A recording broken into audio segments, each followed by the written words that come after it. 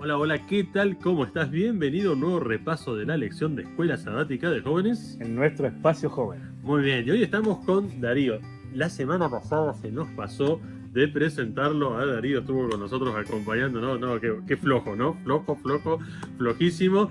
El regional de jóvenes más famoso de toda la misión argentina del centro oeste, aquí regional de jóvenes de Mendoza. Hoy estamos en un lugar medio natural, medio más o menos, no tanto, pero estamos desde algún lugar de Rivadavia en Mendoza trayendo el repaso de esta lección. ¿Cómo estás, Darío? Todo bien acá en Rivadavia compartiendo, de paso respirando aire de Camporilla, ¿eh? Sí, Se respira sí. ese aire acá en la zona, así que esperándolos a cada uno de ustedes, pero contento de compartir el repaso de la lección que está muy buena este trimestre, no te lo podés perder, tenés que ser parte del repaso del estudio y de compartirlo de hecho también.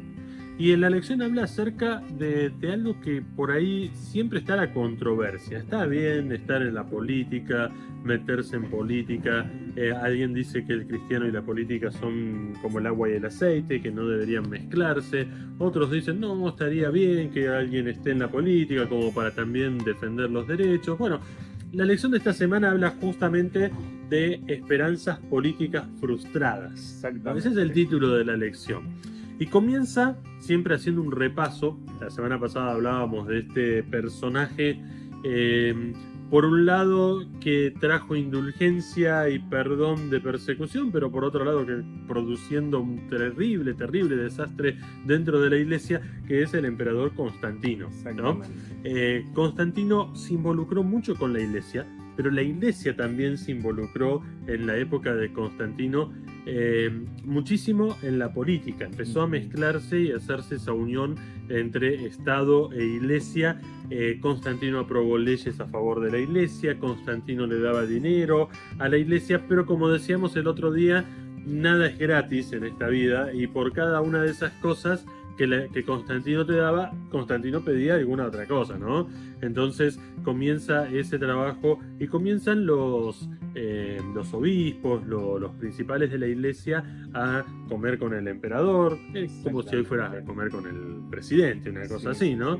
Pero, a ver, no se trataba de una comida de bueno, te invité a comer y nada más, o sea, era una comida donde se ostentaba el poder y se ostentaba las...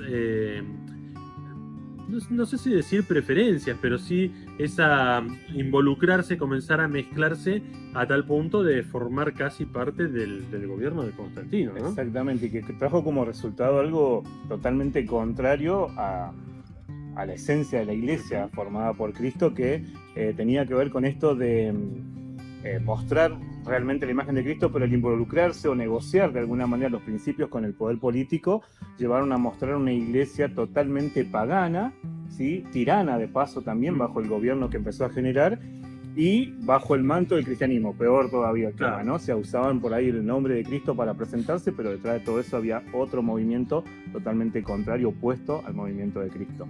Claro, que hace lo que hablábamos el otro día, que comenzar a perseguir a quienes querían hacer las cosas bien. Me interesó una frase que está acá, que es de John William Draper. Wow, mira. El objetivo de Constantino, dice, era hacer de la teología una rama de la política. La esperanza de los obispos, es decir, la iglesia que estaba en el imperio, la esperanza era hacer de la política una rama de la teología, ¿no? O sea, esa mezcla, ¿no? Incompatible desde todo punto de vista, contrario a lo que Dios pedía, la iglesia lo veía como una posibilidad o como algo interesante. Y me interesa cómo sigue de ese extraño matrimonio de política y religión, entre teología y política, surge una nueva, como decías vos, una nueva versión del cristianismo que termina siendo una tiranía religiosa. Y la lección de esta semana habla un poco de eso y habla un poco de cómo Jesús manejó esto. Antes, ¿no? Previo a esto, cómo Jesús manejó las expectativas políticas y mesiánicas del pueblo. Vamos a hablar un poquito de eso. Y cómo eso se vio en el armado del primer equipo misionero, del primer equipo cristiano que Jesús forma con estas 12 personas totalmente diferentes una de la otra, con ideas diferentes, composiciones diferentes y con lugares diferentes en la sociedad, ¿no? Exactamente. Por ahí, bajo la vista humana, se podía pensar que ese equipo iba a fracasar. Terriblemente. ¿Cómo puede ¿no? ser que se arme un equipo con tantas diferencias de pensamientos, culturas, incluso funciones diferentes? Ahí hablamos de la incorporación a un equipo, a un publicano, un cobrador Por de ejemplo, impuestos, que era sumamente odiado, mal mirado, y era como meter a alguien totalmente opuesto a lo que la iglesia de ese momento requería o dentro del pensamiento de la iglesia. De paso, cuando hablábamos de esta historia con Constantino, recuerdo un pensamiento que decía que la iglesia pensaba que estaba ganando territorio, Claro. conquistando, por así decir, para Cristo al poder político, y la verdad que era todo lo contrario. El poder político estaba conquistando de mala manera al pueblo de Dios, ¿no? Pero la Así es. estrategia de Cristo fue muy buena. Sí, Como todo lo que hace Cristo, ¿no?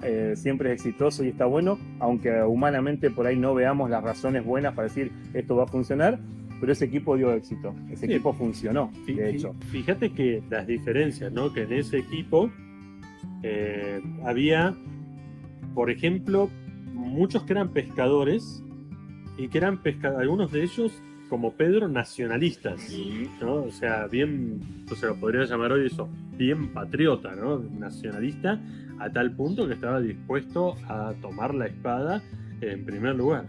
Pero ese equipo tenía un nacionalista por un lado, pero por otro lado lo tenías a un publicano, que el publicano era considerado un traidor, un enemigo, Exacto. ¿no? Del pueblo judío. Generalmente eran judíos que trabajaban para el Imperio Romano.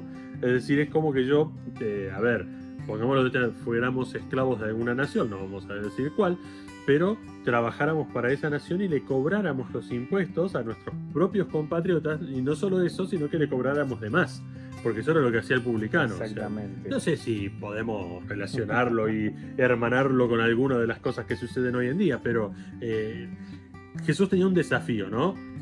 Pedirle a un ardiente nacionalista, dice la lección, que trabaje con un publicano era como pedir algo prácticamente imposible.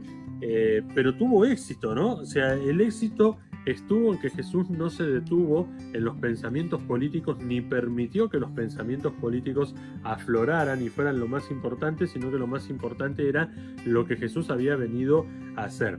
Y en este contexto, déjame explicar cortito, ¿no? ¿Cuál era la expectativa mesiánica del pueblo de Israel? Por eso vemos la postura de muchos de los discípulos. La expectativa mesiánica no era, y nunca la fue, de un Mesías que viniera a librar al pueblo del pecado.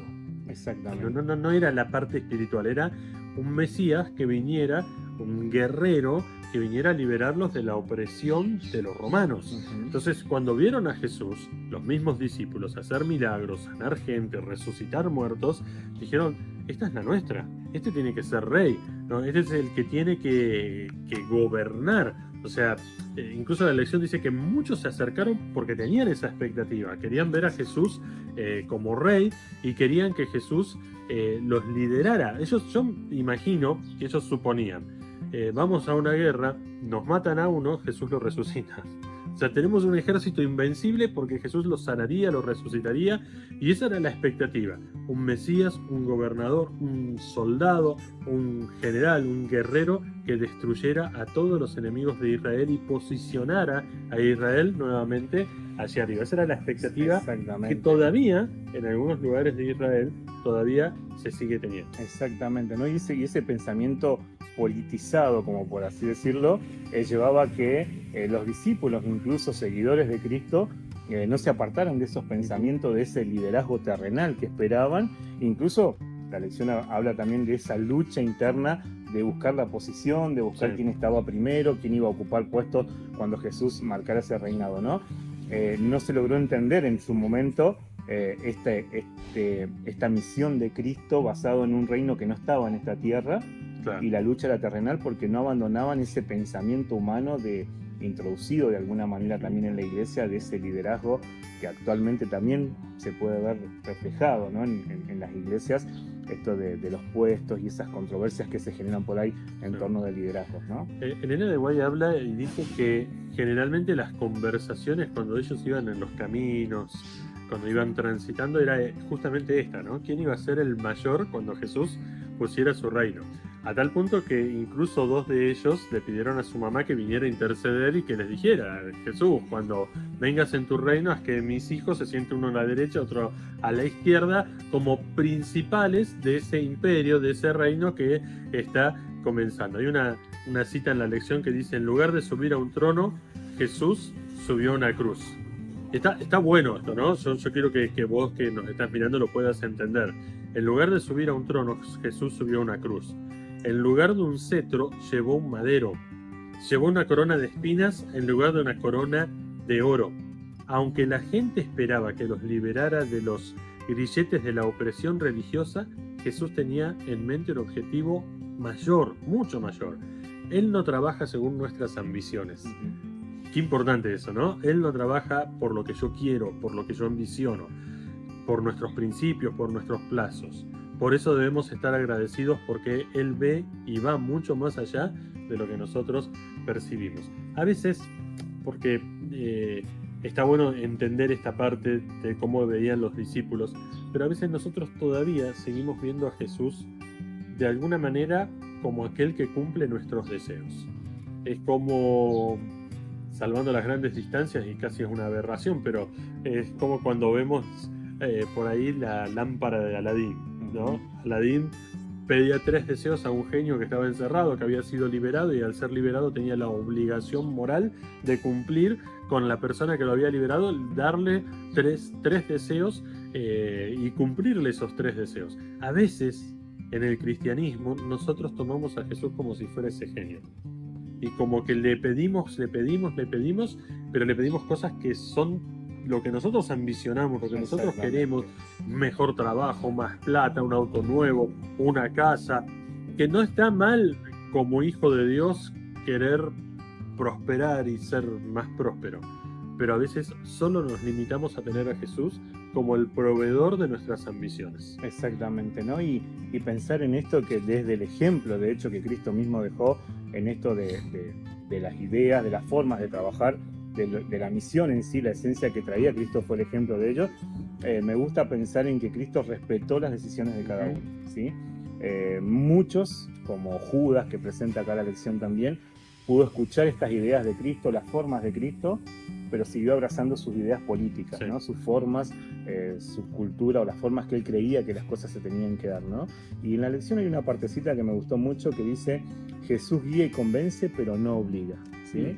Y eso es importante cuando nosotros tenemos el conocimiento de estas ideas que vienen de Cristo, de esta forma, de este ejemplo que Él nos dice, para que sigamos hacia el éxito como lo logró Él, que no era un éxito humano, terrenal, sino que tenía que ver con algo mucho más allá, que está dentro de esa promesa que Él tiene para nosotros, ¿no? Que tiene para vos incluso, que puedas disfrutar hoy este andar con estas ideas de Cristo. Pero Él no te va a obligar a hacerlo. Sí, Él te va a guiar, te va a convencer, te va a ayudar a entrar en esas ideas, en ese camino, que es lo mejor, pero nunca te va a obligar a hacerlo. La idea de Él es que vos abraces esos pensamientos para dejar todas esas cosas que por ahí nos van apartando de la esencia de ser parte de este equipo que Cristo quiere formar también en este tiempo para la predicación del Evangelio, de hecho. Exactamente, y la lección cierra con el ejemplo de la nación de Israel, ¿no?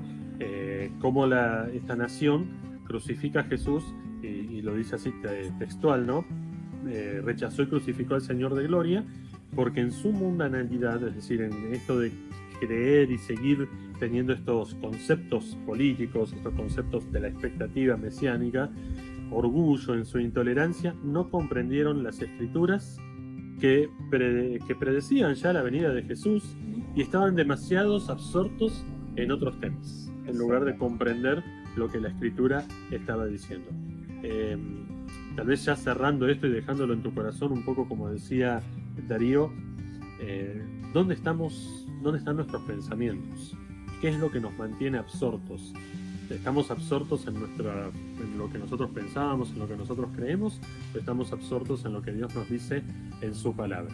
Ojalá que cada uno de nosotros, como decía Darío, podamos ser parte de ese equipo, querer ser parte de ese equipo y a pesar de nuestras diferencias, poder hermanarnos en esto que es el mensaje de Jesús, hermanarnos en Cristo, dejar de lado nuestras expectativas personales, nuestras ambiciones personales y unirnos a decirle al mundo, a decirle a nuestros amigos, a decirle a nuestra familia, a la sociedad donde vivimos, que Jesús viene pronto y que la mejor unidad que podamos tener no es con una política, no es con un pensamiento, no es con una ideología, no es con una filosofía, sino es con Jesús.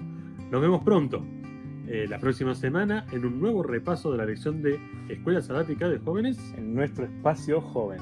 Déjanos tu comentario, déjanos tu like y nos vemos. Chau, chau.